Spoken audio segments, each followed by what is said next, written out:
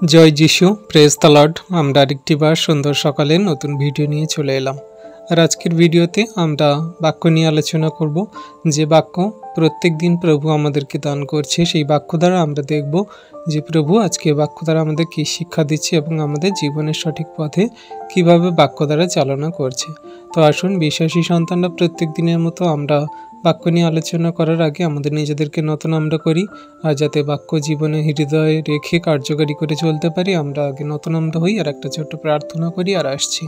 পবিত্র মঙ্গলময় পিতা প্রভু যীশু, তোমায় ধন্যবাদ করি, তোমার প্রশংসা, তোমার গৌরব করি প্রভু গো। তুমি একমাত্র জীবন্ত জাগ্রত দয়ালু কৃপাময় ঈশ্বর পিতা, তুমি মহান ঈশ্বর প্রভু। তোমায় ধন্যবাদ, তোমার প্রশংসা, তোমার গৌরব করি প্রভু। তোমার বাক্য আজ্ঞা শিক্ষা সকল সঠিক রূপে কার্যকারী করে পালন করে চলতে সাহায্য করো, যেন তোমার এই বাক্য আমরা জানিয়ে আলোচনা করব, পড়তে যাব প্রভু, সমস্ত বাক্য আমরা হৃদয় অন্তরাত্মায় ধরে রাখতে পারি, যেন কোনো মতে শয়তান দিয়াবল মন্দতা তোমার বাক্য চুরি না করে নেই প্রভু গো। এখানে যত বিশেষ বর্গ সন্তানরা ভিডিও প্রার্থনা দেখছে, পরবর্তীতে দেখবে প্রভু, সকলকে তুমি ভরপুর আশীর্বাদ করো, সকলকার পবিত্র আত্মায় পরিপূর্ণ করো, যেন তোমার এই বাক্য বুঝতে পারে, জানতে পারে, হৃদয় ধারে রেখে তারা জীবনে কার্যকারী করে চলতে পারে প্রভু গো। পিতা, তুমি আমার দেহ মন আত্মাকে তুমি এই মুহূর্তে পবিত্র আত্মায় কভার করো, তুমি আমার দেহ মন আত্মাকে পবিত্র আত্মায় পরিপূর্ণ করো, যেন তোমার সেই বাক্য সকল আমি নয় কিন্তু আমার মুখ দিয়ে তুমি বলবে প্রভু গো। তুমি সেই আমার মুখ দিয়ে এমনভাবে বলবে যেন তোমার সমস্ত বাক্য আমরা বুঝতে পারি, জানতে পারি এবং আমরা হৃদয়ে ধরে রাখতে পারি। পিতা, শয়তান দিয়াবল মন্দতা থেকে দূরে রাখো, আমাদের ফোনগুলোকে তুমি নিয়ন্ত্রণ করো, আমাদের ইউটিউব চ্যানেলকে তুমি নিয়ন্ত্রণ করো, সমস্ত নেটওয়ার্কের সমস্ত সন্তানদের ফোনগুলোকে তুমি নিয়ন্ত্রণ করো, আশীর্বাদ অনুগ্রহ করো। আমাদের এই সঞ্চালন সভাকে প্রথম থেকে শেষ অবধি তুমি নিয়ন্ত্রণ করো, আশীর্বাদ অনুগ্রহ করো। সকল ধন্যবাদ, প্রশংসা, গৌরব আমাদের উদ্ধারকর্তা, ত্রাণকর্তা, জীবনদাতা, মুক্তিদাতা যীশু খ্রিস্টের পবিত্র মধুর নামেই প্রার্থনা চাইলাম পিতা। তুমি দেখলে, শুনলে আর আমাদের প্রার্থনা উত্তরও দিলে। আমেন। তো আসুন বিশ্বাসী সন্তানরা, আমরা এবারে বাক্য নিয়ে আলোচনা করব। আজকে প্রভু আমাদের যে সমস্ত বিষয় নিয়ে আলোচনা করার যে সমস্ত পথ খুলে দিয়েছেন, তাই থেকে আমরা আজকে দেখব। আজকের আমাদের টপিক, ঈশ্বর মানুষের কাছে কি কি বিষয় প্রকাশিত করেছেন। আমরা এই বিষয় নিয়ে আজকে আলোচনা করব। আমরা যদি প্রথম 1 নম্বর বিষয় দেখি যে প্রভু 1 নম্বরে আমাদের কি কি প্রকাশিত করেছেন। আমাদের ঈশ্বর সৃষ্টির মাধ্যমে প্রকাশিত হন এবং প্রকৃতি ও বিশ্ব তার শক্তি, জ্ঞান এবং অস্তিত্বের সাক্ষ্য দেয়। কারণ আমরা জানি যে ঈশ্বর প্রভু এই আকাশমণ্ডল তার সমস্ত কিছু সৃষ্টি করেছেন। আকাশমণ্ডল ঈশ্বরের মহিমা ঘোষণা করে এবং মহাশূন্য তার হাতের কাজ বর্ণনা করে। যেমন করে আমরা পাই গীতসংহিতা 19 অধ্যায়ের 1 থেকে 4 পদে কি বলছে? আকাশমণ্ডল ঈশ্বরের গৌরব বর্ণনা করে, বিতান তাহার হস্তকৃত কর্ম জ্ঞাপন করে, দিবস দিবসের কাছে বাক্য উচ্চারণ করে, রাত্রি রাত্রির কাছে জ্ঞান প্রচার করে। বাক্য নাই, ভাষাও নাই, তাহাদের রব শোনা যায় না। তাহাদের মানরজ্জু সমস্ত পৃথিবীতে ব্যাপ্ত, তাহাদের বাক্য জগতের সীমা পর্যন্ত ব্যাপ্ত। তাহাদের মধ্যে তিনি সূর্যের নিমিত্ত এক তাম্বু স্থাপন করিয়াছেন। হালেলুইয়া। তাহলে বিশ্বাসী সন্তানরা, আমরা দেখছি যে ঈশ্বর প্রভু কেমন করে তার গৌরব সকল এই সমস্ত সৃষ্টি, সমস্ত সেই আকাশমণ্ডল, গ্রহ নক্ষত্র, তারা এবং তার হস্তকৃত কর্ম সমস্ত দিবস দিবসের কাছে, রাত্রি রাত্রির কাছে কেমন করে জ্ঞাত করছে, কেমন করে জ্ঞান প্রচার করছে, কেমন করে সমস্ত কিছু বলছে। তাহলে ঈশ্বর প্রভু কত মঙ্গলময়, দয়ালু, তাহার দয়া কেমন করে অনন্তকাল স্থায়ী, তিনি কেমন করে আমাদের জীবনে অনুগ্রহ আশীর্বাদ করছেন। তিনি জগতের সীমা পর্যন্ত ব্যাপ্ত, তিনি সমস্ত মানরজ্জু সমস্ত পৃথিবী পর্যন্ত ব্যাপ্ত। তাহার বাক্য সমস্ত সেই সূর্যের নিমিত্ত তাম্বু স্থাপন করেছে। তাহলে ঈশ্বর প্রভু কত আমাদের শক্তিশালী মহান ঈশ্বর পিতা, তিনি আমাদের জীবনে কত মহিমা কার্য সাধন করছে। ঈশ্বর আমাদের সেই গুণাবলী গুণাবলী, আমাদের চিরন্তন শক্তি, ঐশ্বরিক প্রকৃতি ও জগৎ সৃষ্টির পরেও এই সমস্ত আশীর্বাদ অনুগ্রহ দান করছে মানুষের সেই সমস্ত পৃথিবীর সৃষ্টিকে বোঝানোর জন্য। আমরা যদি দেখি যে ঈশ্বর প্রভু আমাদের কেমন করে আশীর্বাদ অনুগ্রহ করেছেন, তাহলে আমরা বুঝতে পারবো। কারণ তার অদৃশ্য গুণাবলী অর্থাৎ তার যে চিরন্তন শক্তি ও ঐশ্বরিক প্রকৃতি জগতের সৃষ্টির পর থেকেই স্পষ্টভাবে দেখা যায় যখন মানুষ তার সৃষ্টিকে দেখে এবং বোঝে। কারণ ঈশ্বর প্রভু সৃষ্টিকে এমনভাবে নির্মাণ করেছেন যে সব কিছু সুন্দর। ঈশ্বর প্রভু যখন সে আদিতে সমস্ত কিছু পৃথিবী, বিশ্ব ব্রহ্মাণ্ড সমস্ত কিছুকে যখন নির্মাণ করেন আর তিনি তাকিয়ে দেখেন 6 দিনে যে সমস্ত কিছু উত্তম হয়েছে, সুন্দর হয়েছে। তাই ঈশ্বর প্রভু যা কিছু পৃথিবীতে সৃষ্টি করেছেন সব উত্তম এবং সুন্দর করেছেন। তাহলে আমরা যে মানুষ এই পৃথিবীতে বাস করছি, আমাদের নানান রকম অধার্মিকতা, পাপ, মন্দতার জন্য আমরা সেগুলোকে দূষিত করে তুলেছি। কিন্তু ঈশ্বর প্রভু সৃষ্টিকাল থেকে, আদি থেকে সমস্ত কিছুই সুন্দর এবং উত্তম করে বানিয়েছে। আসুন আমরা বাক্য দেখি, বাক্য কি বলছে। রোমিও 1:18-23 পদ আমরা যদি দেখি, কারণ ঈশ্বরের ক্রোধ স্বর্গ হইতে সেই মনুষ্যদের সমস্ত ভক্তিহীনতা ও অধার্মিকতার উপরে প্রকাশিত হইতেছে, যাহারা অধার্মিকতায় সত্যের প্রতিরোধ করে। হালেলুয়া।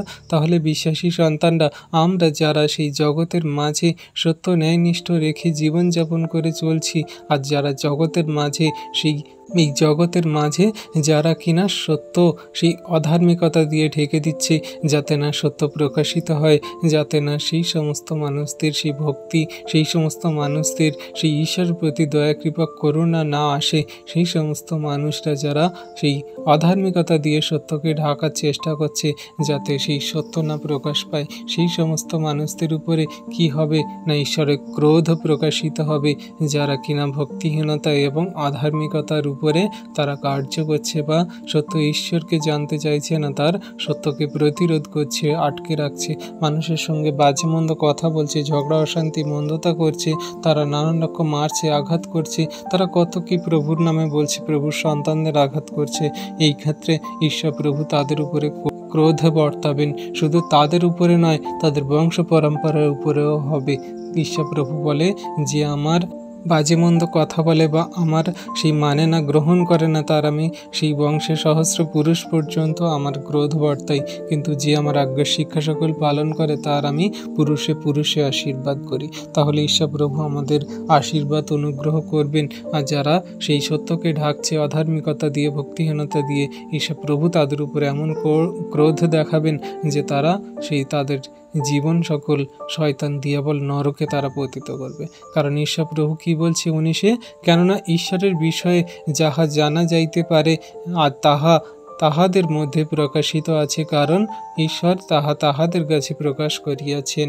ফলত তাহার অদৃশ্য গুণ অর্থাৎ তাহার অনন্ত পরাক্রম ও ঈশ্বরত্ব জগতের সৃষ্টিকাল অবধি তাহার বিবিধ কার্যে অদগম্য হইয়া দৃষ্টি হইতেছে, এই জন্য তাহাদের উত্তর দিবার পথ নাই। তাহলে জগতের মাঝে এই যা কিছু প্রকাশিত হচ্ছে, জগতের মাঝে যা কিছু সৃষ্টি হয়েছে, সমস্ত কিছু সেই ঈশ্বর প্রভু অদৃশ্য গুণাবলী, তিনি পরাক্রম, ঈশ্বরত্ব জগতের সৃষ্টিকাল অবধি সমস্ত কিছু সে প্রকাশ করছেন। সমস্ত কিছু মানুষের দৃষ্টি গোচরে আছে, তারা দেখছে, বুঝছে, জানছে, কিন্তু তারা গ্রহণ করছে না, তারা মানছে না, তারা সেই সমস্ত কিছুতে তারা বিশ্বাস করছে না। এগুলো সমস্ত ঈশ্বরের সৃষ্টি দান, তিনি আমাদের জন্য সৃষ্টি করেছেন, যাতে আমরা তার সেই সৃষ্টিতে আমরা জানতে পারি যে ঈশ্বর আমাদের জন্য কি কি আশীর্বাদ অনুগ্রহ দান করেছেন। কিন্তু আমরা সেই পথে চলছি না, আমাদের উত্তর দেবার কোনো পথ নেই, তাও আমরা সেই জগতের মানুষ যারা কিনা সত্য ঈশ্বরকে গ্রহণ করছি না। আর 21-এ বলছে, কারণ ঈশ্বরকে জ্ঞাত হইয়াও তাহারা তাহাকে ঈশ্বর বলিয়া তাহার গৌরব করে নাই, ধন্যবাদও করে নাই, কিন্তু আপনাদের তর্ক বিতর্কে অসার হইয়া পড়িয়াছে এবং তাহাদের অবোধ হৃদয় অন্ধকার হইয়া গিয়াছে। তাহলে তারা জগতের মাঝে এই সমস্ত অবোধের কাজ করছে, এই সমস্ত তর্ক বিতর্ক, এই সমস্ত নানান রকম বাজে মন্দতা কথা দ্বারা সেই সত্য ঈশ্বরের গৌরব করছে না। এই সমস্ত সে আমাদের জীবন্ত পিতা ঈশ্বরে তারা ধন্যবাদ প্রশংসা গৌরব করছে না, কারণ তাদের কাছে সমস্ত কিছু পরিষ্কার যে যীশু খ্রিস্ট একমাত্র সেই ত্রাণকর্তা, উদ্ধারকর্তা।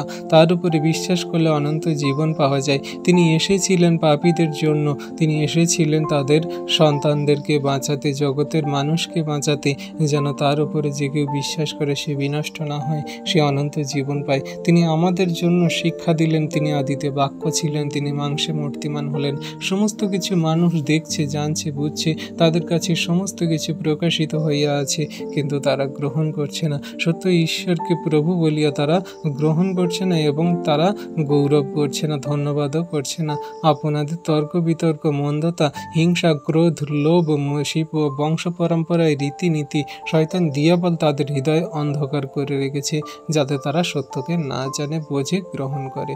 আর 22 বলছে, আপনাদিগকে বিজ্ঞ বলিয়া তাহারা মূর্খ হইয়াছে এবং ক্ষয়নীয় মনুষ্যের ও পক্ষীর ও চতুর্পদের ও সরীসৃপের মূর্তি বিশিষ্ট প্রতিকৃতির সহিত অক্ষয় ঈশ্বরের গৌরব পরিবর্তন করিয়াছে। তাহলে জগতের মাঝে সেই সমস্ত মানুষজনেরা তারা মূর্খ হয়ে তারা জগতের মাঝে কেমনভাবে জীবনযাপন করছে।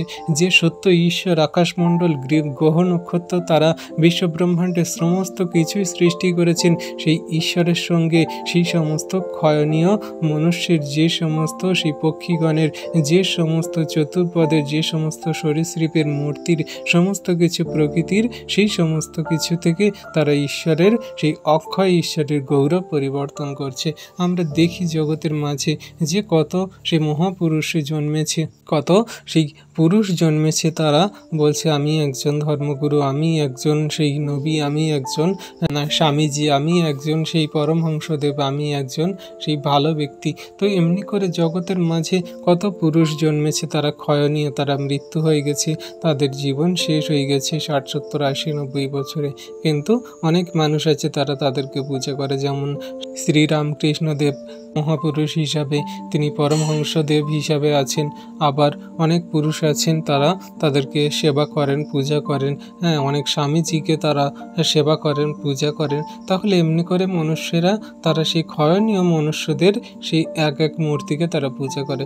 আবার পক্ষীগণের পূজা করে, অনেক পাখি আছে তারা জগতের মাঝে তারা তাদেরকে পূজা করছেন, তারা মূর্তি বানিয়ে, বা অনেক পাখি আছে তাদের কাছে প্রণাম করছে। আবার চতুর্পদ অনেক পক্ষ প্রাণী আছে, বা অনেক চতুর্পদ যে সমস্ত প্রাণী জীব আছে তাদেরকেও মানুষ পূজা করছে। আরও সেই জগতের মাঝে সরীসৃপ আছে তাদেরকেও মানুষ পূজা করছে, সাপেদেরকেও পূজা করতে।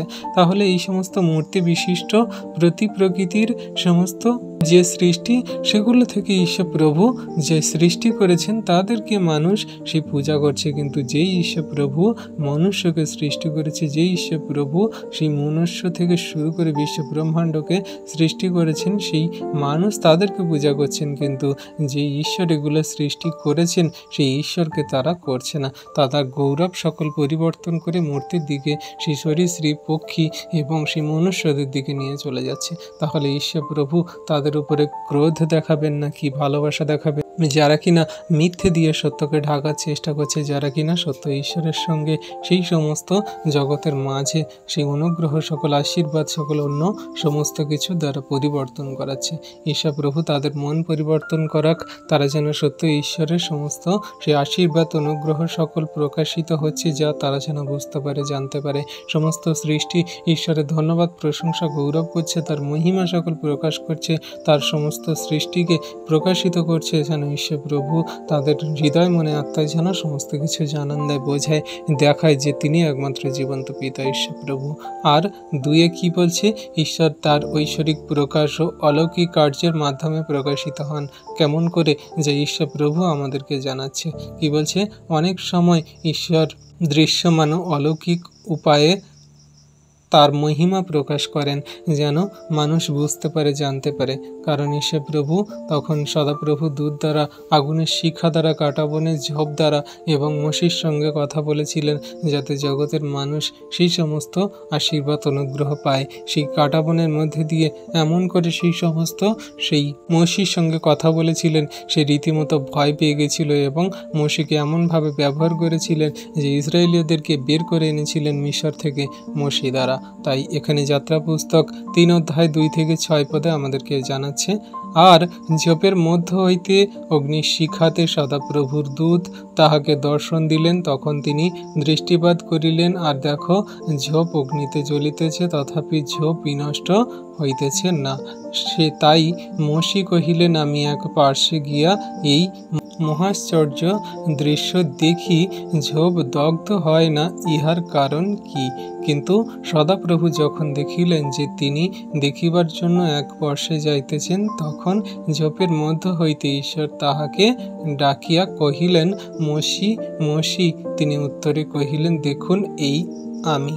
তখন সদাপ্রভু কহিলেন, এই স্থানের নিকটবর্তী হইও না, তোমার পদ হইতে জুতা খুলিয়া ফেলো, কেননা যে স্থানে তুমি দাঁড়াইয়া আছো ইহা পবিত্র ভূমি। তিনি আরও কহিলেন, আমি তোমার পিতার ঈশ্বর, আব্রাহামের ঈশ্বর, ইসাহাকের ঈশ্বর ও যাকবের ঈশ্বর। তখন মোশি আপন মুখ আচ্ছাদন করিলেন, কেননা তিনি ঈশ্বরের প্রতি দৃষ্টিপাত করিতে ভীত হইয়াছেন। হালেলুইয়া। তাহলে বিশ্বাসী সন্তানরা, আমরা এখানে দেখছি কি, যে ঈশ্বর প্রভু সেই ঝোপের মধ্যে দিয়ে, অগ্নিশিখার মধ্যে দিয়ে তার কাছে প্রকাশিত করছেন, তার কাছে সেই সমস্ত জানাচ্ছেন। তিনি সেই রব ছাড়ছেন, তিনি বাক্য বলছেন, তিনি কথা বলছেন তার সঙ্গে, তিনি ঝোপের মধ্যে দিয়ে কথা বলছেন। তাহলে আমরা এখানে দেখছি যে সদাপ্রভুর এক দূত। এখানে একটা আশ্চর্য বিষয় আসছে, আপনারা লক্ষ্য করেছেন কি জানি না, আমি বলে দিচ্ছি।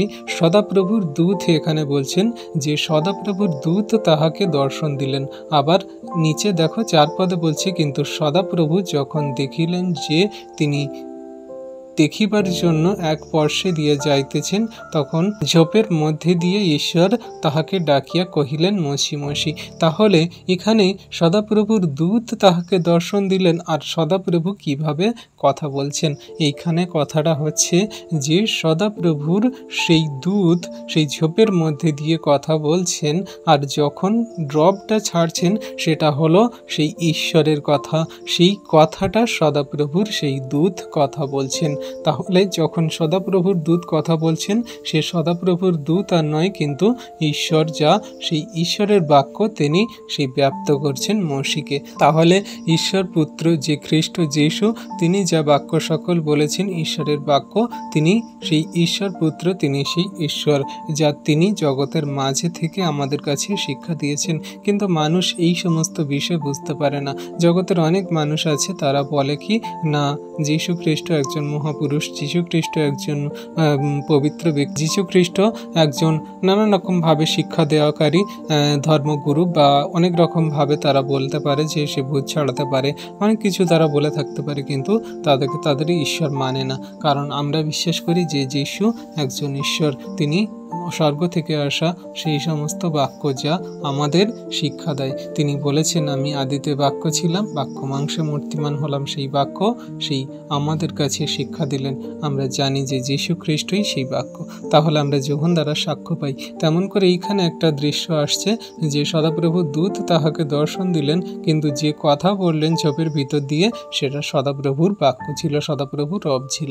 তাই সদাপ্রভু ঝোপের মধ্যে দিয়ে সেই মোশিকে দর্শন দিয়েছিলেন, যাতে সেই মোশি বুঝতে পারে যে সদাপ্রভুর অস্তিত্ব, তিনি কেমনভাবে আমাদের কাছে দৃষ্টিপাত করেন, শিক্ষা দেন এবং আমাদের মাঝে তিনি প্রকাশিত করেন। আর আমরা সদাপ্রভুর যে তার সামনে আশীর্বাদ, অনুগ্রহ এবং দয়া, কৃপা, করুণা সকল দেখতে পাই, সেটা আমরা সেই ইসরায়েলীয়দেরকে যখন তিনি বের করে এনেছিলেন সেই মিশর থেকে মোশি দ্বারা, আর তিনি তাদের সামনে এমনভাবে সেই সমস্ত দৃষ্টি করেছিলেন, যাতে তারা বুঝতে পারছিলেন যে হ্যাঁ, সদাপ্রভু আমাদেরকে নিয়ে আসছেন, সদাপ্রভু আমাদেরকে পথ দেখিয়ে নিয়ে যাচ্ছেন। সদাপ্রভু তাদের কি করেছিল, সামনে চলতেন। তিনি দিনের মেঘ হয়ে, রাত্রি সেই আগুনের স্তম্ভ হয়ে তিনি চলতেন। কিভাবে? যাত্রা পুস্তক 13 অধ্যায়ের 21 থেকে 22 পদে আমরা যদি দেখি, এখানে বলছে, আর সদাপ্রভু দিবাতে পথ দেখাইবার জন্য মেঘস্তম্ভে থাকিয়া এবং রাত্রিতে দীপ্তি দিবার জন্য অগ্নিস্তম্ভে থাকিয়া তাহাদের অগ্রে অগ্রে গমন করিতেন, যেন তাহারা দিবারাত্র গমন করিতে পারে। লোকেদের সম্মুখ হইতে দিবাতে মেঘস্তম্ভ ও রাত্রিতে অগ্নিস্তম্ভ স্থানান্তর হইত না। তাহলে বিশ্বাসী সন্তানরা আমরা দেখতে পাচ্ছি, যখন ইসরায়েলীয়রা তারা সেই মিশর থেকে বের হয়ে আসলো, আর ঈশ্বর প্রভু তাদের সঙ্গে সঙ্গে এই মেঘস্তম্ভ আর রাত্রিতে অগ্নিস্তম্ভ দ্বারা তাদেরকে সেই পথ দেখাতো। ঈশ্বর প্রভু তাদের সামনে থেকে স্থানান্তর হতো না যতদিন না পর্যন্ত ঈশ্বরপ্রভু তাদের আজ্ঞা দিতেন। তাহলে ঈশ্বরপ্রভু কেমন করে সেই ইসরায়েলীয়দেরকে, তাদের সমস্ত সন্তানদেরকে তিনি রক্ষা করেছেন, মসি দ্বারা তারা চালনা করেছেন, কিন্তু তখনও তাদের মন ফেরেনি, তখনও তাদের সেই চেতনা হয়নি, তখনও তাদের জীবন সকল, মন সকল, আত্মা সকল পরিবর্তন হয়নি। কারণ ঈশ্বরপ্রভু তাদেরকে ভালোবাসে, প্রেম করে, তিনি আশীর্বাদ অনুগ্রহ করে। তিনি আমাদের কত আশ্চর্য কার্য, দয়া, কৃপা, করুণা সকল দেখিয়েছেন। তিনি চিহ্ন কার্য দেখিয়েছেন, যেন আমরা বুঝতে পারি যে হ্যাঁ, তিনি একমাত্র জীবন্ত পিতা ঈশ্বর, তিনি আমাদের আশীর্বাদ অনুগ্রহ করেন। আমরা দেখেছি নতুন নিয়মে প্রভু যীশু খ্রিস্ট কত আশ্চর্য অলৌকিক কার্য করেছেন। তিনি আমাদের মাঝে কত কি প্রকাশ করেছেন, তিনি আমাদের সামনে কত কি দেখিয়েছেন। গালিলের কান্না নগরে যে যীশু প্রথমেই আশ্চর্য কার্য করেছিলেন, তার মহিমা প্রকাশ করলেন, ফলে তার শিষ্যরা তার উপরে বিশ্বাস স্থাপন করলো। তারা বুঝতে পারলো যে হ্যাঁ, যিশুই হলো ঈশ্বর, বা তিনি একমাত্র ত্রাণকর্তা। তার মধ্যে দিয়ে আমাদের কাছে সমস্ত কিছু অনুগ্রহ, আশীর্বাদ, পাপের ক্ষমা আসছে। আমরা যদি বাক্য দেখি, যখন 2 অধ্যায়ের 11 পদে বলছে, এইরূপে যীশু গালিলের কান্নাতে এই প্রথম চিহ্নকার্য সাধন করিলেন, নিজ মহিমা প্রকাশিলেন, আর তাহার শিষ্যেরা তাহাতে বিশ্বাস করিলেন। হালেলুইয়া। তাহলে বিশ্বাসী সন্তানরা আমরা দেখছি যে প্রভু যীশু যখন প্রথম সেই কানা নগরে যখন সেই চিহ্ন কার্য সকল দেখালেন আর তার মহিমা প্রকাশ করলেন, তার শিষ্যরা দেখে, তার আশ্চর্য কার্য দেখে, তার সেই সমস্ত কার্য দেখে তারা বুঝতে পারলেন, জানতে পারলেন যে হ্যাঁ, প্রভু যীশুই একমাত্র ঈশ্বর। তিনি আমাদের পরিত্রাণ দিতে, তিনি আমাদের অনুগ্রহ, আশীর্বাদ দিতে, তিনি আমাদের সমস্ত কিছু সেই পাপের ক্ষমা দিতে তিনি এসেছেন। তিনি আমাদের সেই দায়ভার, আমাদের পাপের ভার সকল তুলে নিতে এসেছেন। তারা বুঝেছে এবং তাকে তারা বিশ্বাস করেছে, গ্রহণও করেছে। আর সেই কথা অনুযায়ী মার্ক 1 অধ্যায়ের 32 থেকে 34 পদ আমরা দেখলে বুঝতে পারি, তিনি বহু রোগীকে সুস্থ করেছিলেন, তিনি বহু দুষ্ট আত্মাকে দূর করেছিলেন, যাতে মানুষ বুঝতে পারে যে হ্যাঁ, তার এই সমস্ত ক্ষমতা আছে। তাহলে এখানে মার্ক 1 অধ্যায় 32-34 পদে কি বলছে? পরে সন্ধ্যাকালে সূর্য অস্ত গেলে লোকেরা সমস্ত পীড়িত লোককে এবং ভূতগ্রস্ত দিগকে তাহার নিকটে আনিল, আর নগরের সকল লোক দ্বারে একত্র হইল। তাহাতে তিনি নানা প্রকার রোগে পীড়িত অনেক লোককে সুস্থ করিলেন এবং অনেক ভূত ছাড়াইলেন। আর তিনি ভূত দিগকে কথা কহিতে দিলেন না, কারণ তাহারা তাহাকে চিনিত। তাহলে বিশ্বাসী সন্তানরা এখানে দেখতে পাচ্ছি যে প্রভু যীশু যে প্রকাশিত হচ্ছেন, তিনি ভূত ছাড়াচ্ছেন, তিনি রোগ সুস্থ করছেন, তিনি সমস্ত ভূতকে আদেশ দিচ্ছেন, ধমক দিচ্ছেন। সেই ভূতগ্রস্ত লোকেরা বা সেই ভূতগ্রস্তরা তারা কিনা জানতো যে এটা প্রভু যীশু, তিনি ঈশ্বরের পুত্র, তিনি ঈশ্বর। তার কাছে তাদের নত হতে হবে, তার আদেশ সকল পালন করতে হবে। তাকে তারা চিনতো, জানতো, বুঝতো। কিন্তু জগতের মানুষ তাকে বুঝতে পারে না, জগতের মানুষ তাকে গ্রহণ করে না। তিনি একমাত্র জীবন্ত পিতা ঈশ্বর। তার উপরে বিশ্বাস করলে অনন্ত জীবন পাওয়া যায়। তার কাছে এলে, তার চরণতলে এলে শান্তি পাওয়া যায়। তার কাছে এলে আমাদের জীবন পরিবর্তন হয়, আমাদের পাপের ক্ষমা হয়, আমরা জীবনের পথে সুন্দরভাবে চলতে পারি। কোনো বাধা বিপত্তি, সমস্যা, মন্দতা আমাদের ধারে কাছে আসে না, কিন্তু মানুষ এগুলো বিশ্বাস করে না, গ্রহণ করে না। তাহলে সেই সমস্ত ভূতেরাও তারা চেনে যে সত্য ঈশ্বর কে, কিন্তু মানুষ যাদেরকে সৃষ্টি করা হয়েছে, যাদেরকে তাদের সাদৃশ্যে করা হয়েছে, তারা কেন বুঝতে পারে না, জানি না। তাহলে ঈশ্বর প্রভু কেমন করে আমাদের কাছে প্রকাশিত হচ্ছেন আমরা বুঝতে পারছি। আমাদের মাঝে ঈশ্বর প্রভু সর্বদা প্রকাশিত করছেন তার দয়া, কৃপা, করুণা দ্বারা। আর যদি দেখি যে ঈশ্বর প্রভু আমাদের কাছে কেমন করে প্রকাশিত করছেন, তাহলে আমরা সুন্দরভাবে বুঝতে পারবো যে ঈশ্বর প্রভু আমাদের দয়া কৃপা করুণা দ্বারা বোঝাচ্ছে। এই কথা বলার পরে তিনি উচ্চস্বরে চিৎকার করে বললেন, লাজার বেরিয়ে এসো। আমরা সেই পথ দেখেছি যেখানে প্রভু তার সেই লাজারকে ভালোবাসেন, তিনি সেই মরিয়মকে মার্থাকে ভালোবাসেন। তিনি যখন অন্য এক গ্রামে নগরে ছিলেন আর তিনি শুনতে পেয়েছিলেন, তিনি বুঝতে পেরেছিলেন যে সেই লাজার মরে গেছে, কিন্তু তিনি আরও সেখানে 2-4 দিন রয়ে গেলেন, যাতে কিনা সেই জগতের মানুষকে দেখাতে পারে যে আমি স্বর্গ থেকে আসা সেই একমাত্র জীবন খাদ্য, যে আমাকে খায় সে মরিলেও বাঁচিবে, কিন্তু যে আমাকে খেয়ে আছে এখনো পর্যন্ত সে মরিবে না, সে জীবিত থাকিবে। তাহলে আমরা জগতের মাঝে সেই প্রভু যিশুকে বিশ্বাস করি না। তিনি আমাদের সমস্ত কিছু ওঠাতে পারেন, মৃত্যু থেকে জীবিত করতে পারেন, আমাদের কাছে সমস্ত কিছু প্রকাশিত করেছেন। সেই যিশু আমাদের কাছে সমস্ত কিছু দান করেছেন, কিন্তু আমরা সেগুলো বুঝতে পারি না। আমরা দেখি বাক্য যখন 11 অধ্যায়ের 41 থেকে 45 পদে কি বলছে। পরে যিশু উপরের দিকে চক্ষু তুলিয়া কহিলেন, পিতো, তোমার ধন্যবাদ করি যে তুমি আমার কথা শুনিয়াছ, আর আমি জানিতাম তুমি সর্বদা আমার কথা শুনিয়া থাকো, কিন্তু এই যে সকল লোক চারিদিকে দাঁড়াইয়া আছে, ইহাদের নিমিত্তে এই কথা কহিলাম, যেন ইহারা বিশ্বাস করে যে তুমি আমাকে প্রেরণ করিয়াছ। ইহা বলিয়া তিনি উচ্চরবে ডাকিয়া কহিলেন, লাজার বাহিরে আইসো। তাহাতে সেই মৃত ব্যক্তি বাহিরে আসিলেন, তাহার চরণ ও হস্ত কবর বস্ত্রে বদ্ধ ছিল এবং মুখ গামছায় বাঁধা ছিল। যিশু তাহাদিগকে কহিলেন, ইহাকে খুলিয়া দেও, যাইতে দেও। তখন যিহুদীদের অনেকে তাহারা মরিয়মের নিকটে আসিয়াছিল এবং যিশু যাহা করিলেন দেখিয়াছিল, তাহারা তাহাতে বিশ্বাস করিল। Amen, hallelujah. তাহলে বিশ্বাসী সন্তানরা দেখো, এইখানে সেই সমস্ত মানুষজনেরা বিশ্বাস করছিল যে প্রভু যিশু অলৌকিক কার্য করেছিলেন, প্রভু যিশু সেই মৃত লাজারকে জীবিত করেছিলেন, 4 দিনের পচাগলা মৃতকে তিনি জীবিত করেছিলেন। তাহলে আমরা এখানে দেখছি যে প্রভু যিশু জগতের মাঝে যা অলৌকিক কার্য মহিমা প্রকাশ করলেন, সেই সমস্ত মানুষরা বিশ্বাস করলো, দেখলো, জানলো, যা সেখানে ছিল তারা দাঁড়িয়ে। প্রভু যিশু যখন আকাশের দিকে চক্ষু তুলে বলছে, পিতা, তুমি আমার কথা শোনো, আমি যা বলি তুমি আমার সমস্ত কিছু সেই শুনে থাকো এবং আমার সমস্ত কিছু কথায় তুমি কর্ণপাত করে থাকো, তাই আমি তোমায় ধন্যবাদ করি। আমাদের জগতের মাঝে ঈশ্বরের ধন্যবাদ, প্রশংসা, গৌরব করা উচিত, যা ঈশ্বর প্রভু আমাদের প্রার্থনা যাচনা শোনেন, আশীর্বাদ অনুগ্রহ করেন। আমরা তাকে জানতে পারছি, বুঝতে পারছি, গ্রহণ করছি। তাহলে আমরা প্রভু যিশুর মধ্যে দিয়ে ঈশ্বরের ধন্যবাদ করি, প্রভু যিশুকে ধন্যবাদ করি যে তিনি আমাদের মাঝে সত্যকে জানিয়েছেন, শিক্ষা দিয়েছেন। তিনি একমাত্র সত্য জীবন্ত পিতা ঈশ্বর, তার কাছে এলে আমরা পরিত্রাণ পাই, সমস্ত পাপের ক্ষমা পাই, দয়া কৃপা করুণা অনুগ্রহ সকল পাই। তাহলে তিনি আমাদের জীবনে কত মহিমা কার্য সাধন করছে, আশীর্বাদ অনুগ্রহ সকল দান করছে। তাহলে আমরা তাকে জানি না, বুঝি না, গ্রহণ করি না, তাকে আমরা বিশ্বাস করি না। কেন না? শয়তান দিয়াবল মন্দতা আমাদের চক্ষু, হৃদয়, অন্তর, আত্মাগুলোকে অন্ধ করে রেখেছে, যাতে আমরা সত্য ঈশ্বরকে না জানতে পারি। কিন্তু আজকের এই বাক্য প্রকাশিত হচ্ছে আমাদের মাঝে, যেন আমরা সত্যকে সঠিক রূপে জেনে ঈশ্বরের সেই সমস্ত মহিমা, সেই সমস্ত আশীর্বাদ, ঈশ্বর প্রভু আমাদের কাছে কেমন করে প্রকাশিত হয়েছেন, কেমন করে প্রকাশ করেছেন, আমরা সেগুলো যেন সত্য রূপে জানতে পারি, বুঝতে পারি এবং গ্রহণও করি। Amen, hallelujah. তাহলে বিশ্বাসী সন্তানরা আমরা এমনি করে ঈশ্বরের মহিমা সকল, তার সমস্ত প্রকাশ সকল আমরা দেখছি বাক্যের মধ্যে দিয়ে। আর 3 নম্বরে আমরা কি দেখছি? ঈশ্বর যীশু খ্রিস্টের মাধ্যমে প্রকাশিত হন।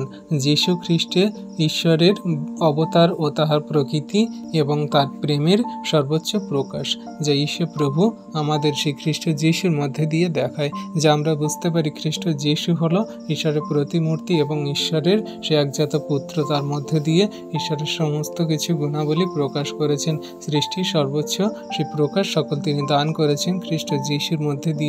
তিনি পিতাতে আছেন, পিতা তাহাতে আছে, তিনি আমাদেরকে জানিয়েছেন, পিতা আমার মধ্যে, আমি পিতার মধ্যে আছি। পিতা আমাকে যা কিছু শিক্ষা দেয়, যা কিছু বলে, আমি যা কিছু দেখেছি স্বর্গের, সেগুলো তোমাদের কাছে ব্যক্ত করে শিক্ষা দিই। তিনি একমাত্র সেই জ্যোতি, তিনি সেই একমাত্র লাইট অফ গড, তিনি একমাত্র আলো। তিনি কেমন করে আমাদের কাছে শিক্ষা দিয়েছেন?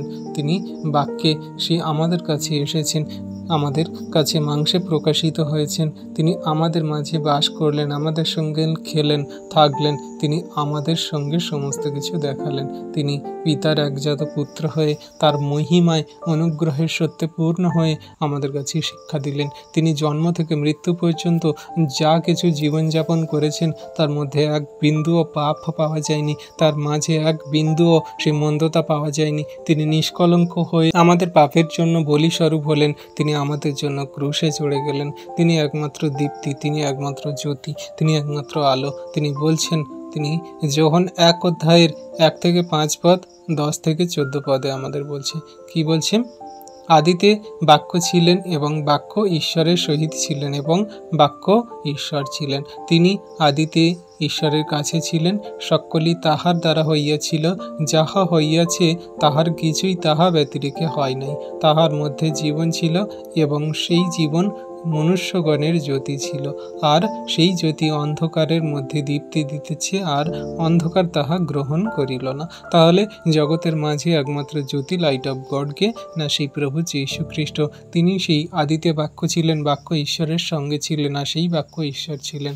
তাহলে বাক্যটা কে? না প্রভু যীশু। তিনি মাংসে মূর্তিমান হলেন, তিনি আদিতে ঈশ্বরের কাছে ছিলেন, তিনি আমাদের কাছে প্রকাশিত হলেন। তিনি সেই জ্যোতি, তিনি সেই দীপ্তি, যা সেই দীপ্তিকে অন্ধকার মানে এই জগতের মানুষ, এই জগতের সমস্ত অধার্মিক পাপীগণ মানুষ তাকে গ্রহণ করেনি, তাকে চেনেনি, বোঝেনি। তিনি আদিতে বাক্য ছিলেন, বাক্য হয়ে ঈশ্বরের কাছে ছিলেন, আর সেই বাক্য মাংসে মূর্তিমান হলেন, শিক্ষা দিলেন। তিনি বলছেন 10 বলছেন, তিনি জগতে ছিলেন এবং জগৎ তাহার দ্বারা হইয়াছিল, আর জগৎ তাহাকে চিনিল না। তিনি নিজ অধিকারে আসিলেন, আর যাহারা তাহার নিজের তাহারা তাহাকে গ্রহণ করিল না। কিন্তু যত লোক তাহাকে গ্রহণ করিল, সেই সকলকে যাহারা তাহার নামে বিশ্বাস করে তাহাদিগকে তিনি ঈশ্বরের সন্তান হইবার ক্ষমতা দিলেন।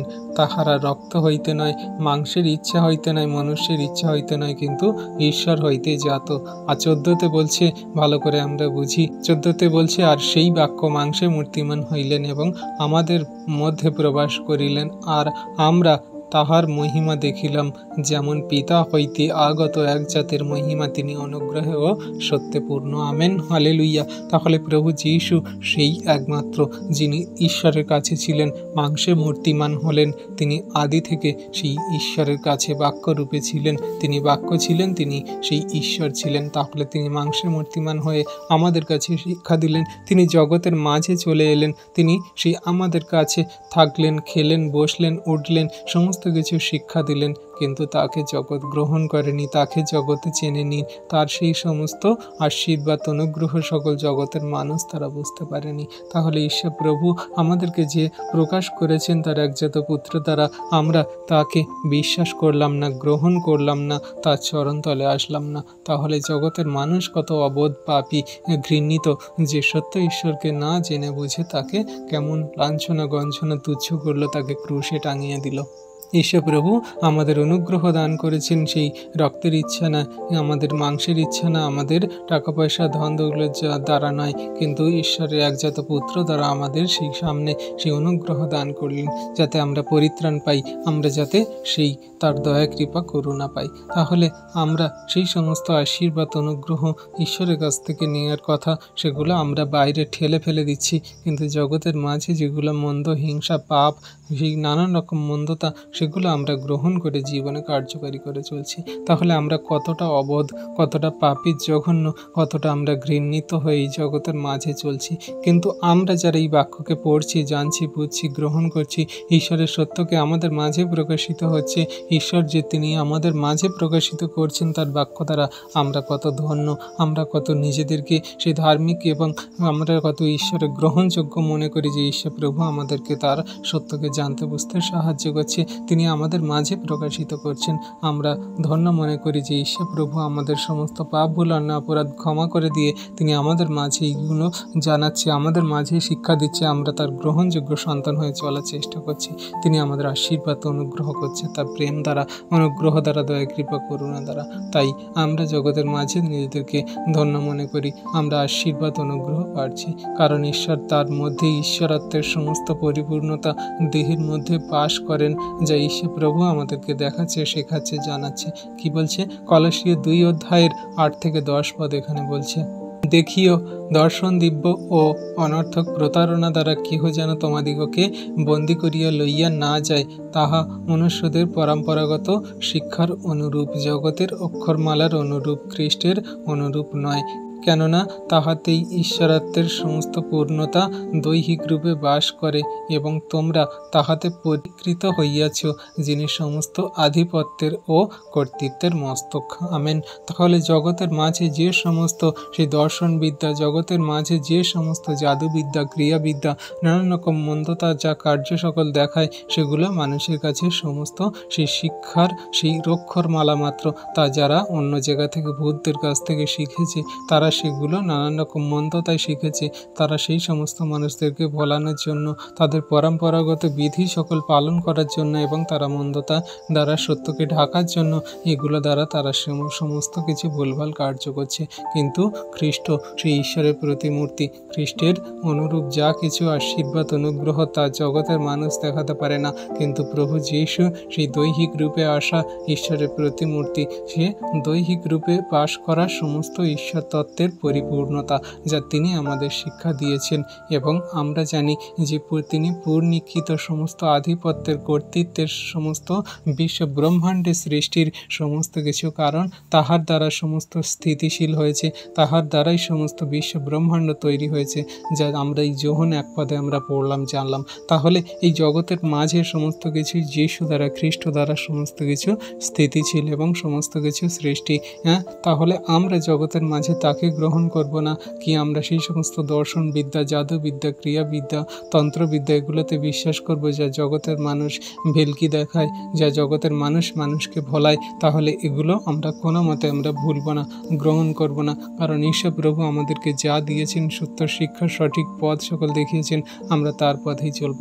কারণ আমরা সবাই জানি যে পথ, সত্য, জীবন একমাত্র প্রভু যীশু খ্রিস্ট, তার মধ্যে দিয়ে আমাদের অনন্ত জীবনে যেতে হবে। তিনি আমাদের কাছে প্রকাশিত করেছেন সমস্ত সত্যকে, ঈশ্বর তত্ত্বের সমস্ত নিগুড় তত্ত্ব জ্ঞানকে। তাহলে আমরা তাকে গ্রহণ করে, বিশ্বাস করে জীবনে কার্যকারী করে চলি, আর তিনি আমাদের জন্য অনন্ত জীবন দান করবেন।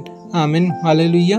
আমরা জগতের মাঝে তার মহিমা সকল দেখছি, জানছি, বুঝছি। তিনি সত্য ঈশ্বর। আমরা জানছি যে আমাকে দেখে সে পিতাকে দেখে, এই কথা প্রভু যীশু বলেছিলেন। তাহলে তিনি সেই ঈশ্বরের গুণাবলী, তিনি সেই ঈশ্বর হয়ে আমাদের মাঝে এমন শিক্ষা দিচ্ছেন যে আমাকে দেখেছে, আমি তাকে বলছি, সে পিতাকেও দেখেছে। কারণ পিতা আমার মধ্যে, আমি পিতার মধ্যে থাকি, আমরা দুজনেই এক। তিনি বলেছেন, শিক্ষা দিচ্ছেন আমাদের মাঝে। আমরা দেখি যখন 14:8-11 পদে তিনি কি বলছে?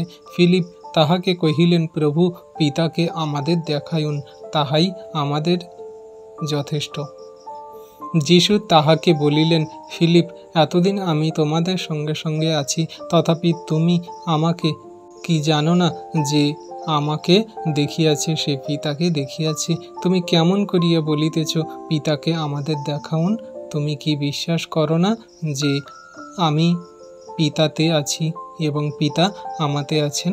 আমি তোমাদিগকে যেমন সকল কথা বলি, তাহা আপনা হইতে বলি না, কিন্তু পিতা আমাতে থাকিয়া আপনার কার্য সকল সাধন করেন। আমার কথায় বিশ্বাস করো যে আমি পিতাতে আছি এবং পিতা আমাতে আছেন, আর না হয় সেই সকল কার্য প্রযুক্তই বিশ্বাস করো। আমেন। তাহলে বিশ্বাসী সন্তানরা আমরা জগতের মাঝে সেই সমস্ত কার্য দেখে বিশ্বাস করি যেন প্রভু যীশুর মধ্যে দিয়ে পিতা ঈশ্বর প্রকাশিত হচ্ছেন। ঈশ্বর প্রভু আমাদের কাছে প্রকাশিত করছেন যে আমরা সেই ঈশ্বরের অস্তিত্বে বেঁচে আছি, জীবিত আছি, তার সমস্ত মহিমাতে আমরা পরিপূর্ণ আছি। কারণ প্রভু যীশুর মধ্যে দিয়ে যে সমস্ত অলৌকিক কার্য সাধন হয়েছে, জগতের মাঝে শিক্ষা দিয়েছে, তিনি প্রেম করেছেন নম্রতা, ভালোবাসা দ্বারা, দীর্ঘ সহিষ্ণুতা দ্বারা, পাপের ক্ষমা দ্বারা এবং জগতের মাঝে সমস্ত অলৌকিক কার্য দ্বারা, রোগ সুস্থতা দ্বারা তিনি প্রকাশিত করছেন যে ঈশ্বর পিতা আমার মধ্যে থেকে কার্য করছে, যা মানুষকে ভালোবাসে, প্রেম করে সৃষ্টি করেছে, মানুষকে স্বর্গরাজ্যে নিয়ে যাওয়ার জন্য তিনি প্রকাশ করছেন, প্রকাশিত হচ্ছেন সেই খ্রিস্ট যীশুর মধ্যে দিয়ে। তাই তো খ্রিস্ট যীশু বলেছেন, তোমরা আমাকে দেখেছো মানে পিতাকে দেখেছো। তোমরা কি আমাকে দেখছো না? তাহলে পিতা আমাকে থেকে আমাদের থেকে পিতা তোমাদের আশীর্বাদ করছে, পিতা আমাদের মধ্যে আছে, পিতা আমার মধ্যে থেকে আশীর্বাদ করছে। তাই প্রভু যীশু তাদেরকে জানাচ্ছিলেন শিষ্যদেরকে যে দেখো তোমরা আমাকে দেখছো তাহলে পিতাকে দেখছো, কারণ পিতা আমার মধ্যে থেকে কার্য করছে। আমি নিজে থেকে কিছু বলতে পারি না, কিছু করতে পারি না, কিন্তু পিতা আমার মধ্যে থেকে সমস্ত কার্য সকল সাধন করছে, পরিপূর্ণ করছে। তাহলে জগতের মাঝে থাকা আমরা বিশ্বাসী সন্তানরা সেই পিতা ঈশ্বরের মহিমা সকল কিভাবে দেখতে পাই, জানতে পাই, ঈশ্বরের অস্তিত্ব আমরা কিভাবে বুঝতে পাই? এই সমস্ত বাক্য দ্বারা যা খ্রিস্ট যিশুর মধ্যে দিয়ে প্রকাশিত করছে, তিনি সৃষ্টির মধ্যে দিয়ে প্রকাশিত করছে, তিনি সমস্ত আকাশমণ্ডল গ্রহ নক্ষত্র তারা তিনি প্রকাশিত করছে, সমস্ত এই বিশ্ব ব্রহ্মাণ্ডের সমস্ত কিছু দ্বারা প্রকাশিত করছে। তিনি মসিকে প্রকাশিত করেছিলেন চোপের মধ্যে দিয়ে, স্বর্গদূতের মধ্যে দিয়ে তিনি প্রকাশিত করেছিলেন সমস্ত কিছু দ্বারা, সেই মেঘস্তম্ভ অগ্নিস্তম্ভ দ্বারা প্রকাশিত করেছিলেন ইসরায়েলীয়দেরকে। তাহলে ঈশ্বর প্রভু জগতের মানুষকে আর কত রকমভাবে প্রকাশিত করবেন, কিন্তু জগতের সেই সমস্ত মানুষরা যারা এখনও পর্যন্ত অন্ধকারে পাপে জঘন্য নগণ্য মন্দতায় পড়ে আছে, ঈশ্বর প্রভু তাদের কেমন করে আর মন ফেরানোর জন্য অবকাশ দেবেন। তাই ঈশ্বর প্রভু এখনও পর্যন্ত ধৈর্য ধরছেন যাতে একটা পাপী মানুষ মন ফেরায়। ঈশ্বর প্রভু যেন চায় যে একটা পাপী যাতে মন ফেরায় আসে, পরিবর্তন হয়ে ফিরে আসে, কারণ ঈশ্বর প্রভুর এমন ইচ্ছা নয় যে অনেক মানুষ বিনষ্ট হয়, কিন্তু ঈশ্বর প্রভুর এটাই ইচ্ছা যে অনেক মানুষ পরিত্রাণ পায়, তারা স্বর্গরাজ্যে যেতে পায়। তাহলে ঈশ্বর প্রভু আজকে যে আমাদের বাক্য দিচ্ছে, প্রকাশিত করছেন, তিনি আমাদের শিক্ষা দিচ্ছেন যে ঈশ্বর মনুষ্যের কাছে কি কি বিষয় প্রকাশিত করেছেন। এই টপিক দ্বারা ঈশ্বর প্রভু আমাদেরকে এটা জানাচ্ছে যে আমি তোমাদের কাছে প্রকাশিত করেছি যাতে তোমরা জানতে পারো, বুঝতে পারো যে হ্যাঁ আমি তোমাদেরকে ভালোবাসি, প্রেম করি, স্বর্গরাজ্যে নিয়ে যেতে চাই। তোমরা আমাকে গ্রহণ করো, বিশ্বাস করো, ভালোবাসো, আমি তোমাদের অনন্ত জীবন দেব।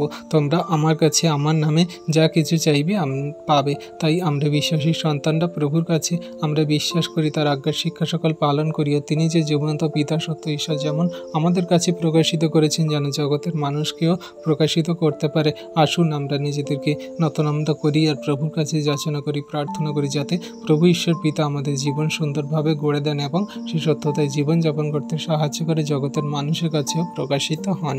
ঈশ্বর প্রভু আপন বাক্যে সকলকে আশীর্বাদ করুন। আমেন। আসুন বিশ্বাসী সন্তানরা এই যা কিছু বাক্য আমরা দেখলাম, জানলাম, বুঝলাম, আমরা প্রভুর কাছে নতনম্রভাবে প্রার্থনা করি যা ঈশ্বর প্রভু আমাদের কাছে বাক্য দ্বারা প্রকাশিত করলেন, যাতে জগতের মানুষকে প্রকাশিত করেন, যাতে আমরা এই বাক্য দ্বারা চলতে পারি, জগতের মানুষকেও সত্যকে জানাতে পারি, বলতে পারি। ঈশ্বর প্রভুর সকলকে যাতে আশীর্বাদ করে। আসুন আমরা নিজেদেরকে নতনম্র করি আর একটা ছোট্ট করে প্রার্থনা করি।